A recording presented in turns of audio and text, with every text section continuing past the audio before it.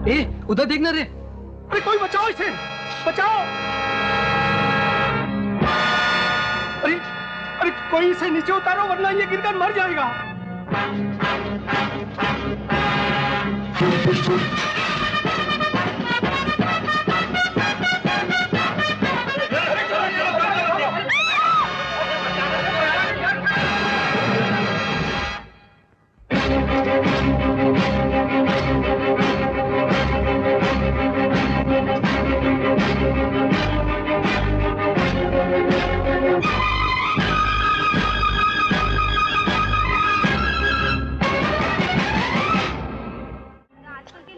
देखा, अरे आदमी आदमी में कितना फर्क होता है। एक ये है और एक है वो अनवर जो खुलेआम गर्द बेचता है। हाँ, इसे कोई रोकने वाला भी नहीं है।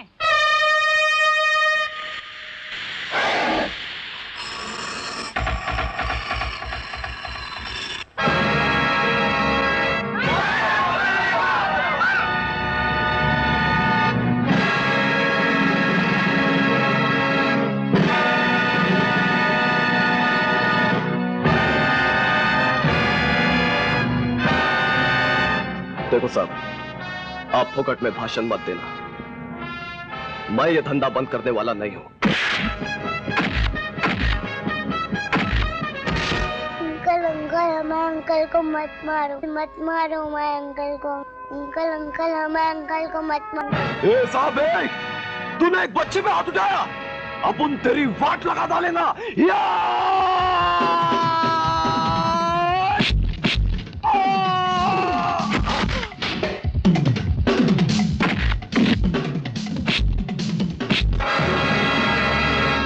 उस बच्चे को मारा तो बहुत तकलीफ होगी, जबकि वो एक थप्पड़ खाने से मर नहीं जाएगा, और ना ही वो तुम्हारा अपना बेटा है। फिर भी तुम्हारा कलेजा पड़ गया। अब सोच, जिनके जवान बेटों को तुम ट्रक गिलाकर मार देते हो, उनके माँ बाप के दिल पर क्या गुजरती होगी। सोच सोच।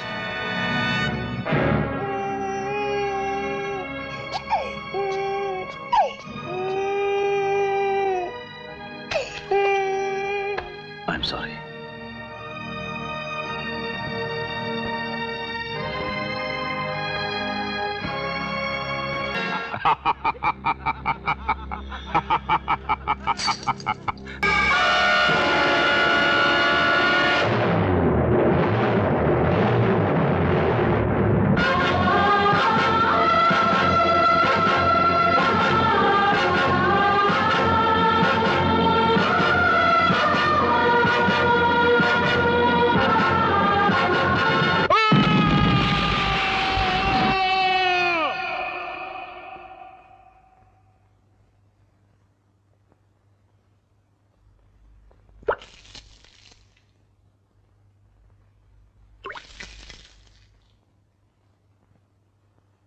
बबन को अपनी पत्नी सुखिया के कत्ल के इल्जाम में यह अदालत दफा 302 के तहत सजाए मौत देती है।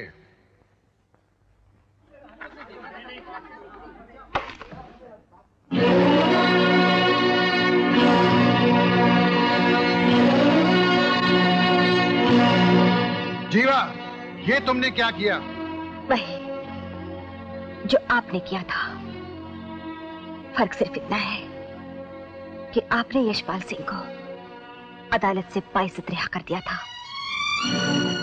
और मैंने उसे जिंदगी से बाइज्जत रिहा कर दिया।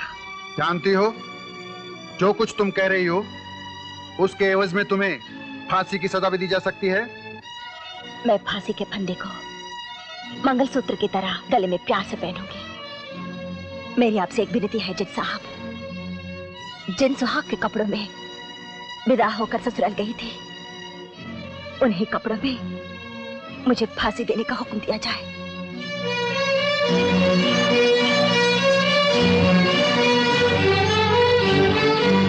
कानून की देवी, मैंने प्रतिज्ञा की थी कि जब तक यशपाल सिंह की चिता नहीं सजाई जाती, मैं चूड़ियां नहीं तोड़ूंगी। मेरी प्रतिज्ञा पूरी हो गई। ले ले मेरी चूड़ियां, ले ले मेरा सिंगार, ले ले।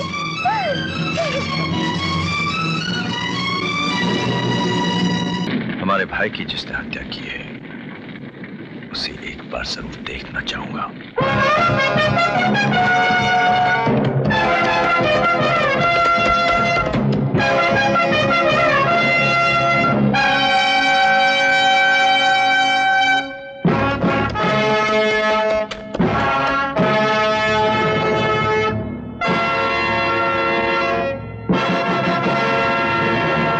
भाभी माँ, आप और यहाँ?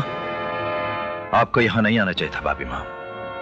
जहाँ चिता जलती है वहां कोई औरत नहीं आती। जिसका पति जवानी में मर जाए वो औरत नहीं रह जाती। कृपाल सिंह, मैं ये जानने आई हूं कि आप अपने भाई की मौत का बदला जीवा से लेंगे या नहीं। भाभी माँ, अच्छा तो ये होता कि आप जीवा को क्षमा कर दें, क्योंकि सच्चाई ये है कि इस सारे मामले में दोष भाई साहब का ही है। कृपाल सिंह, मेरे सुहाग में भले ही खोट था, लेकिन मेरे सिंदूर में कोई मिलावट नहीं थी।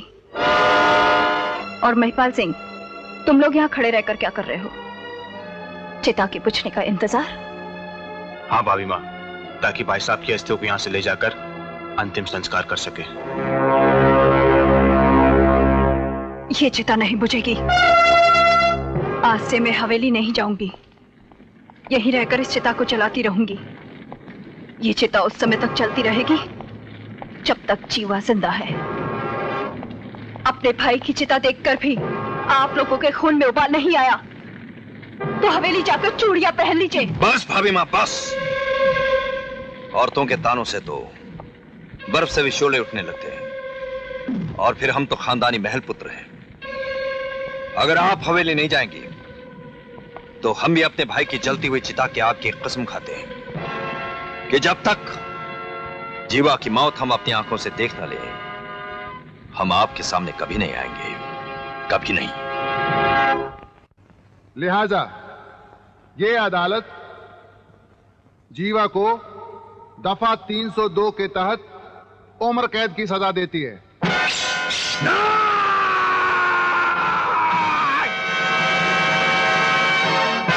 सजाए मौत होनी चाहिए इसे।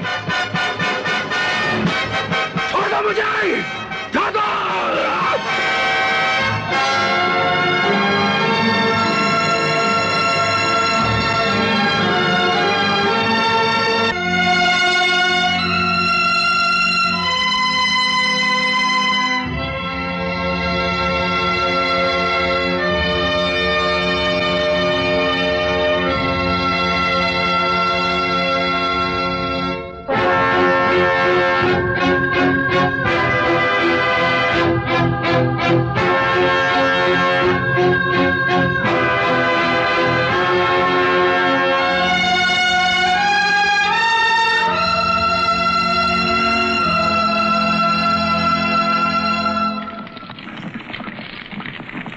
तुम लोग जिस वंश में पैदा हुए हो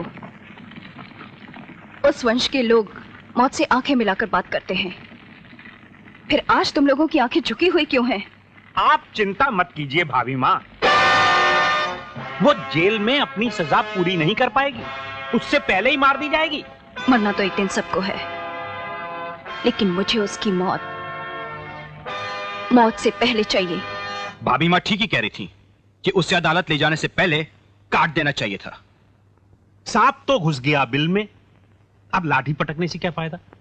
पोजीशन ये है कि जीवा जेल में है, अब हमें जो कुछ भी करना है बड़े सोच समझ के, बड़े आराम से करना होगा, समझ गए? प्रशांत, बताओ भाभी माँ के सामने क्या चीज जलती है?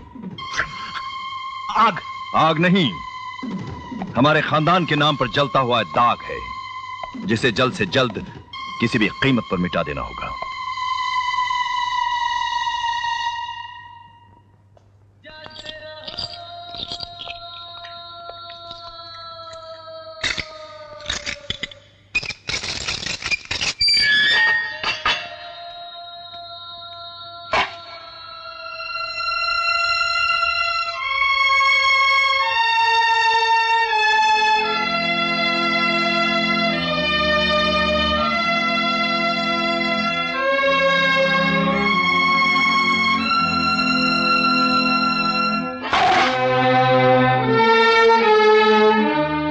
खाना मट्टी पर क्यों रख दिया?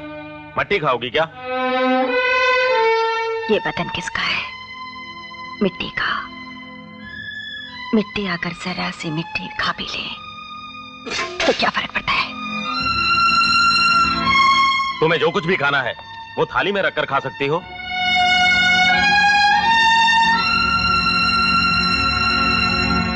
ये थाली खाने और मुंह के बीच का दलाल है और मुझे दलालों से सख्त नफरत है।